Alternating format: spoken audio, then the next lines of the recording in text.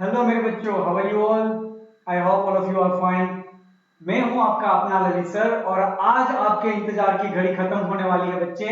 कब से आप वेट करके बैठे थे कि सीबीएसई बोर्ड में क्या चेंजेस होगा सिलेबस के अंदर। तो आज मैं आपको एनालिसिस के साथ बताने वाला हूं कि कौन कौन से चेंजेस है ना वो सीबीएसई बोर्ड ने कर दिए हैं 12th के सिलेबस के अंदर। हाँ जी, वापस मैं आपको बता रहा हूं कि मैं आपको हर एक बात का एनालिसिस करके बताऊंगा, कौन सा फायदा होगा, कौन सा नुकसान होगा और आपके फेवर में कितना सीबीएसई ने सोचा है। तो चलिए मैं आपको बताता हूं कि रिड्यूस्ड सिलेबस के अंदर कौन कौन से बदलाव किए गए हैं सीबीएसई बोर्ड के द्वारा।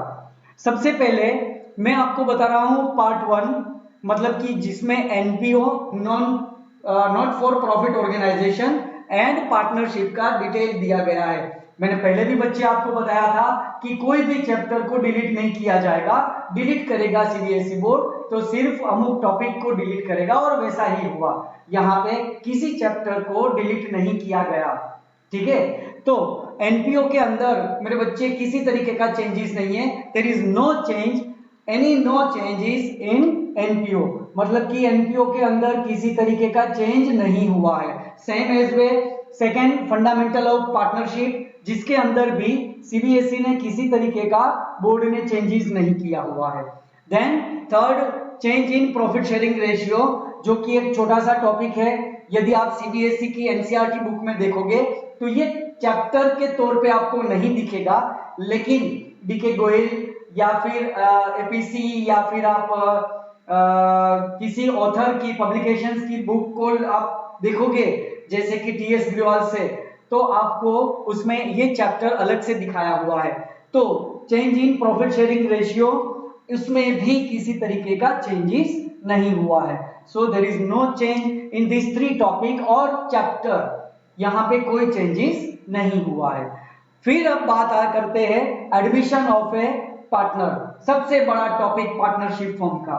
उसमें काफी हद तक आपको राहत दी गई है, काफी हद तक आपको चेंजेस देखने को मिलेगा, जिसके अंदर admission of a new partner के अंदर सबसे बड़ा चेंजेस किया गया है एडजस्टमेंट ऑफ कैपिटल। जो 3 तरीके से कैपिटल से एडजस्टमेंट होता था, बहुत बड़ा टॉपिक था और ज्यादातर स्टूडेंट्स को यही टॉपिक के अंदर प्रॉब्लम होता था।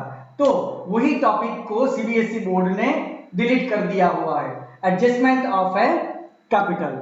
Then after preparation of balance sheet, आपको अभी बैलेंस शीट प्रिपेयर करने की जरूरत नहीं है। तो मतलब क्या हुआ कि जो आप अकाउंटेंसी की प्रोसेस लिखते थे, अकाउंटिंग लिखते थे एडमिशन ऑफ ए पार्टनर के न्यू पार्टनर के टाइम पे, तो वहां पे रिवैल्यूएशन अकाउंट और profit and loss adjustment account, partners capital और करंट अकाउंट और कैश और बैंक अकाउंट ही आपको बनाना पड़ेगा। लास्ट में जो बैलेंस शीट बनाई जाती थी after admission of a new partner, वो अब नहीं बनाई जाएगी, जिसकी जरूरत नहीं होगी। So second topic is preparation of balance sheet, अब डिलीट कर दिया गया है, जिसको आपको बनाने की जरूरत नहीं है। नेक्स्ट चैप्टर है हमारा retirement of a partner. Retirement के अंदर एडजस्टमेंट ऑफ कैपिटल जैसे एडमिशन में डिलीट कर दिया, सेम एज वे रिटायरमेंट में भी इस टॉपिक को डिलीट कर दिया है। और यहाँ पे जो रिटायर होने वाले पार्टनर के कैपिटल का जो रीपेमेंट लोन के तौर पर किया जाता था और वो लोन अकाउंट बनाना मतलब कि बहुत ही इंटरेस्ट का कैलकुलेशन मगजमारी वाला था, राहत कर दी है सीबीएसई बोर्ड ने आपको। यहाँ पे लोन अकाउंट अब आपको इस साल के लिए 2020-21 के एकेडमिक ईयर के लिए नहीं पूछा जाएगा। तो ये सबसे बड़ी राहत होगी आपके लिए रिटायरमेंट के अंदर। अब उसके बाद डेथ ऑफ ए पार्टनर, वैसे तो ये चैप्टर ही बहुत ही छोटा सा है और बहुत ही कम इसमें दिक्कत होती थी स्टूडेंट्स को, बट उसमें भी डिजीज्ड पार्टनर के कैपिटल अकाउंट को अब बनाने की जरूरत नहीं है। मतलब कि सिर्फ यहाँ पे रियलाइजेशन अकाउंट ही पूछा जाएगा, सॉरी रिवैल्यूएशन अकाउंट ही आपको पूछा जाएगा और डिजीज्ड पार्टनर के कैपिटल अकाउंट को बनाने की जरूरत नहीं होगी। और साथ साथ में जो एग्जीक्यूटर का अकाउंट्स बनाना पड़ता था बच्चों को, वो एग्जीक्यूटर्स के अकाउंट की अब जरूरत नहीं रहेगी।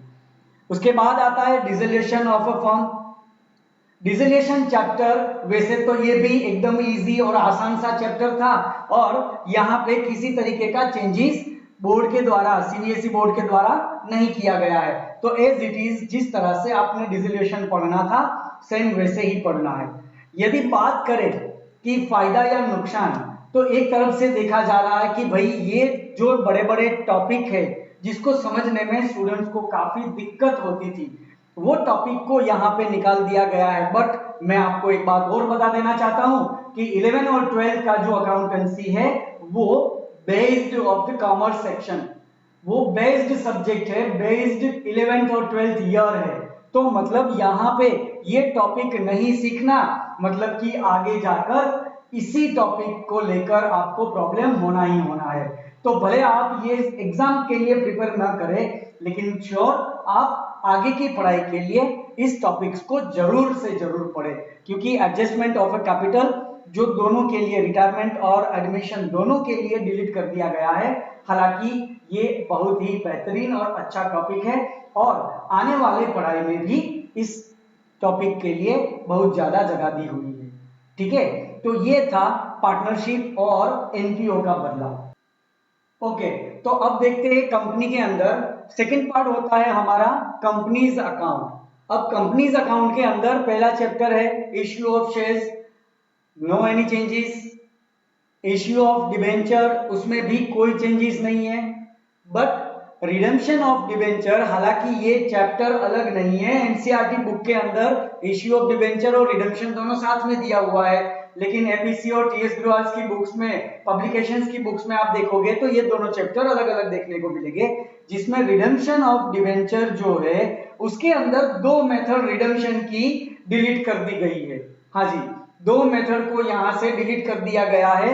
रिडेम्पशन मेथड एक लमसम मेथड है और दूसरा है वो ड्रॉ ऑफ लॉट्स मेथड है, जो मैं आपको जब डिबेंचर सिखाऊंगा तब इसके बारे में भी आपको बताऊंगा। और हम सारे का सारा टॉपिक है ना वो सीखने वाले हैं। ठीक है, हम कोई भी टॉपिक को छोड़ने वाले नहीं है। हाँ, ये बात अलग है कि सीबीएसई ने अपना कोर्स डिलीट कर दिया है, रिड्यूस कर दिया है, तो बतौर एग्जाम प्रिपरेशन हम उसे ध्यान में नहीं लेंगे, लेकिन यदि आप आगे पढ़ाई करना चाहते हो तो हमें ये टॉपिक को वापस सीखना ही पड़ेगा। आगे चलते हैं, फाइनेंशियल एनालिसिस का पार्ट 3 है, जिसमें कोई तरीके का चेंजेस नहीं किया है पूरे पार्ट में। मतलब कि जिसके अंदर comparative and common size analysis of profit and loss statement and balance sheet आता है, जिसमें कोई चेंजेस नहीं है। कैश फ्लो स्टेटमेंट के अंदर कोई चेंजेस नहीं है। रेशियो वाले चैप्टर में भी कोई चेंजेस नहीं है। बट देखा जाए तो ऑल ओवर कंपनी में सिर्फ रिडेम्पशन ऑफ डिबेंचर एक ही चैप्टर के अंदर ये दो मेथड को डिलीट कर दिया गया है, निकाल दिया गया है। बाकी कंपनी के अंदर किसी तरीके का और चेंजेस नहीं किया गया है। लास्ट में मैं आपको बता देना चाहता हूं कि एवरी ईयर 12th स्टैंडर्ड को सीबीएसई बोर्ड की गाइडलाइन के मुताबिक 2 प्रोजेक्ट या 3 प्रोजेक्ट को सबमिट करना होता था, लेकिन ये साल में आपको सिर्फ एक ही प्रोजेक्ट है ना वो प्रिपेयर करना पड़ेगा, ओनली 1 प्रोजेक्ट फॉर अकाउंटेंसी। ठीक है, तो ऑल ओवर बच्चे ये था नए सिलेबस का करिकुलम, जिसके अंदर आपको मैंने एनालिसिस, अब देखो मेरे हिसाब से तो कुछ ज्यादा चेंजेस नहीं बोला जाएगा, लेकिन बहुत ही बोर्ड ने सोच समझकर ये रिड्यूस में का करने का फैसला लिया है और कई सारे जो एनालिसिस किए गए बाद में ये डिसीजन लिया गया।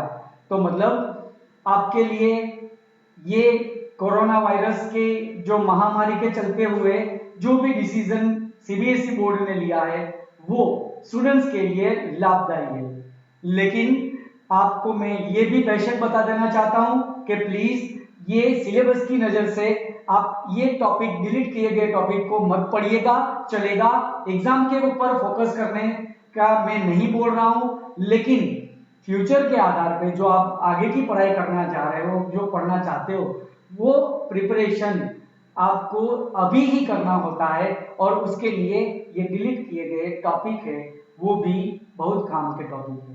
तो इसे भी पढ़िए और आप एकदम अभी से ही फोकस करके पढ़ाई को चालू कर दीजिए। All the best, wish you luck.